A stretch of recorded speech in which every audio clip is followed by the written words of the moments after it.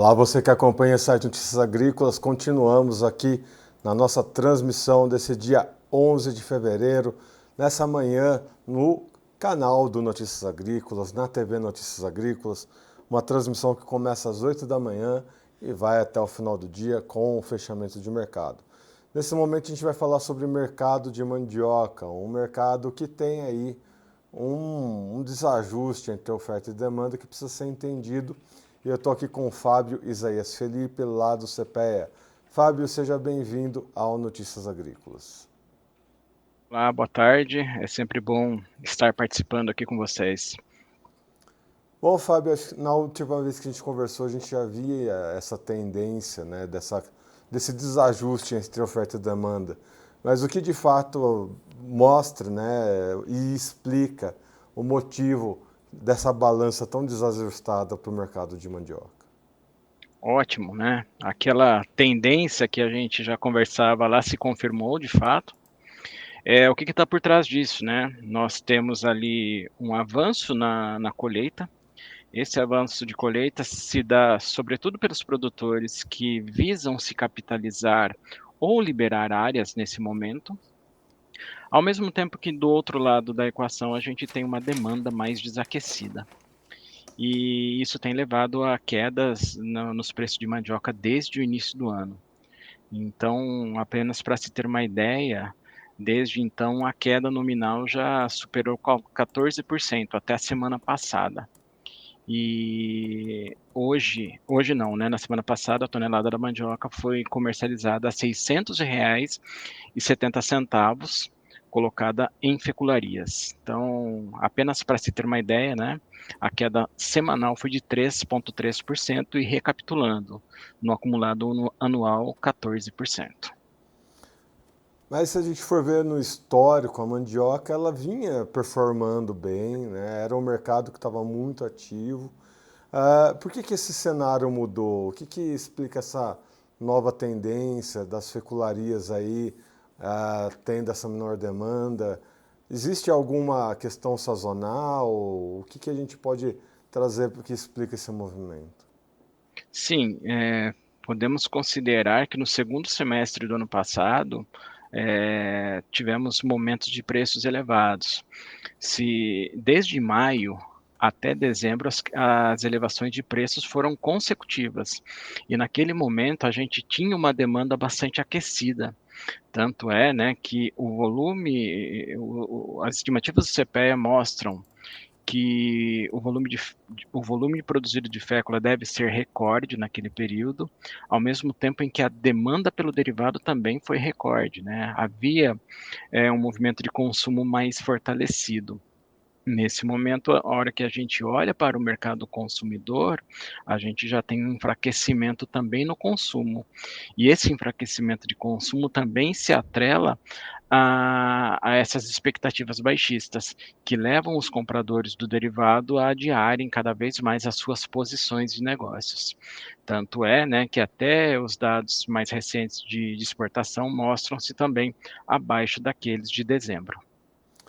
Bom, Fábio, e existem condições, né, para a mandioca, assim como em outras culturas, em que aparecem de tempos em tempos doenças, pragas, enfim. Isso costuma mexer bastante no mercado. Ah, na mandioca a gente tem um caso recente, a gente ainda tenta entender o que está acontecendo, mas olhando para um panorama de longo prazo, né, e comparando com outras culturas, quando aparece uma doença, como o mercado costuma reagir, quais que são as principais percepções, cuidados, enfim, quais que são as questões que a gente tem que levar em consideração quando a gente recebe um alerta de uma nova doença, por exemplo, ou de uma doença que está acometendo uma cultura. É um assunto bastante atual, né? Recentemente, o Ministério da Agricultura declarou emergência fitossanitária para um surto da praga verificada no Amapá, né? Que é a vassoura de bruxa da mandioca. Por hora, né, tem afetado algumas áreas muito específicas, né? mas claro que há muita cautela na disseminação dessa doença, que certamente poderia afetar bastante os níveis de produtividade, principalmente aqui do Centro-Sul. Claro, né, são situações, são realidades bastante diferentes, mas, né, quando se tem ali uma emergência fitossanitária declarada, todo cuidado é pouco, né? Isso pode afetar ali a produção como um todo. Estamos, né, acompanhando, buscando mais informações sobre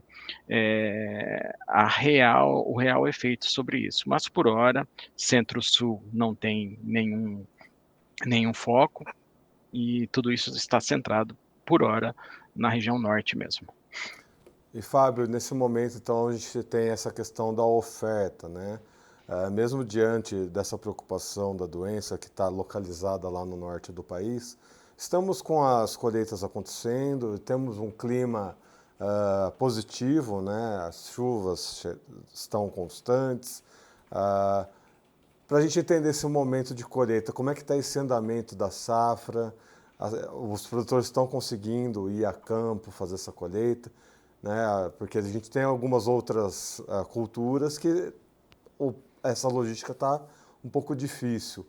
Para o produtor de mandioca, o andamento desses manejos estão dentro da normalidade? Qual que é a análise que a gente pode trazer em relação aos manejos da mandioca nesse momento? Muito bem, né. Apesar de chuvas em algumas regiões, o interesse pela comercialização tem falado mais alto. E com isso, se avançou bastante com a colheita e comercialização, em janeiro, embora com uma parte da indústria de fécula em manutenção ainda, e agora a gente está em janeiro ali com um ritmo melhor de comercialização. Na semana passada, para se ter uma ideia, as fecularias já processaram um volume superior a 63 mil toneladas, né? É um volume bastante expressivo. E tudo indica que deve-se ter um crescimento também nessa semana. E claro, né, havendo esse crescimento que a gente tem verificado, possivelmente ali a pressão sobre as cotações devem novamente ocorrer.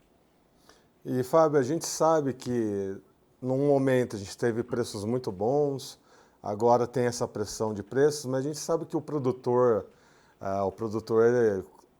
ele costuma tirar sua média de valor, até mesmo pela sustentabilidade do seu negócio, né? O bom produtor, ele vai tirar aquela média para ter um bom rendimento, enfim. E isso significa o quê?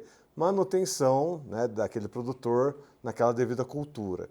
Então, olhando assim, o que a gente espera para a próxima safra, para os próximos meses, em questão de área, em questão de permanência dessa cultura em campo, o que a gente pode olhar para frente nessa questão de adoção da mandioca nas lavouras? Bom, por hora, né, é esperado uma disponibilidade maior de raízes em boa parte desse ano, principalmente quando a gente olha para o Paraná, por exemplo, que é o grande produtor de fécula para a indústria. Os dados do IBGE de janeiro já mostraram ali um crescimento na produção na ordem de 13% no Paraná, bastante considerável, né. E claro, né, como você mencionou, o produtor, ele sempre muitos produtores tradicionais trabalham com essa média. E diante disso, né, e considerando também, o que vem ocorrendo em outras atividades, é de se esperar ali uma possível manutenção na área a ser cultivada nesse ano. Claro, né, ainda estamos até longe do período de planejamento de plantio, mas nota-se certo otimismo ainda dos produtores com a mandiocultura. Vamos esperar mais ali para abril, para março, eh, as definições de fato. Muito bem.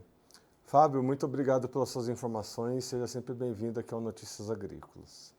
Muito obrigado, uma boa tarde a todos. Boa tarde, grande abraço. Bom, pessoal, só para a gente esclarecer essa questão, né, da emergência fitossanitária, a gente tem essa publicação aqui no Notícias Agrícolas, tá? e é uma emergência que foi declarada pelo Ministério da Agricultura em relação a uma praga quarentenária na mandioca, né? Com a declaração de emergência fitossanitária para a praga quarentenária Rhizoctonia theobromai, né, Ceratobasidium theobromai, é nome difícil, né?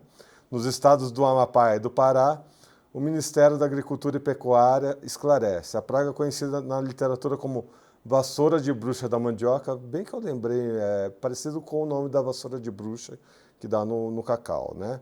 Não tem qualquer relação, inclusive eles comentam aqui, né, que não tem nenhuma relação com a vassoura de bruxa do cacau, ou seja, não é a mesma doença que acomete, né, as duas culturas, é importante frisar. Trata-se de uma doença nova detectada oficialmente em julho de 2024 no estado do Amapá. O fungo não apresenta qualquer risco à saúde humana, apesar de ser altamente destrutivos para as lavouras de mandioca. Até o momento não há registro da praga no estado do Pará, embora a emergência tenha sido decretada para os estados do Amapá e do Pará. A presença da praga está confirmada apenas em alguns municípios do Amapá.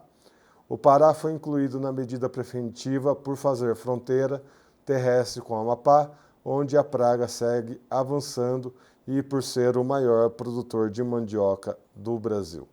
Bom, normalmente quando acontece esse tipo de problema, é ter aqueles cuidados, né? Evitar ficar manuseando, né? Você que está no Pará ou você que está no Amapá, evitar ficar manuseando, né, mandiocas que tenham essa possibilidade de contaminação, evita transitar, né? Normalmente, inclusive, quando tem essas declarações de emergência, essas recomendações são amplamente divulgadas. Evita transitar, né? Levar produto de um lugar para outro, tenha total consciência e manejo com muita segurança, principalmente nas cidades onde, de fato, essa doença apareceu. Vale ressaltar mais uma vez, apesar de chamar a vassoura de bruxa, apesar do nome ser parecido, apesar de ser um fungo, né? Nas duas questões, a vassoura de bruxa do cacau é um fungo, a vassoura de bruxa da mandioca também é um fungo. Não há nenhuma relação entre as duas, né? Não necessariamente uma área de cacau vai ter o fungo da mandioca e vice-versa. Uma área de mandioca em proximidade com uma área de cacau vai ter também o fungo, né? São coisas diferentes e é sempre bom ter essa devida atenção. Muito bem, pessoal, lembrando, se inscreva no canal, ative o sininho e deixe o seu like, assim você recebe as notificações sempre que um vídeo novo for ao ar aqui no canal oficial do Notícias Agrícolas. A gente tem uma programação que começa às 8 da manhã ali com o Bom Dia Agro, apresentado pela Carla Mendes. Segue para o Realidades da Safra, que é aquele momento onde a gente vai a campo para conversar com produtores, especialistas, engenheiros agrônomos e ter uma noção de fato de como está o andamento da safra. Uma coisa é você ter o conhecimento global, né? Teremos uma safra recorde de soja. Outra coisa é você ir nos lugares, saber de fato como é que está o andamento da safra no Rio Grande do Sul, com perdas, né? O Guilherme Dorigatti, ele está lá no Rio Grande do Sul, e ele está participando de um evento organizado pela Três Tentos e está vendo lá, de fato, vendo essas perdas que estão acontecendo lá no Rio Grande do Sul, trazendo informações diretamente lá da onde a informação acontece. Na sequência do Realidades da Safra tem a previsão do tempo, que é um complemento, né? A gente tem esse conhecimento de como está a safra no momento e com a previsão a gente dá aquela olhada estendida para saber como vai ficar o clima para os próximos dias, as precipitações, as temperaturas e logo em sequência a previsão do tempo temos o mercado do boi e após o mercado do boi temos aqui as nossas discussões sobre demais commodities, demais cultivos nacionais, né?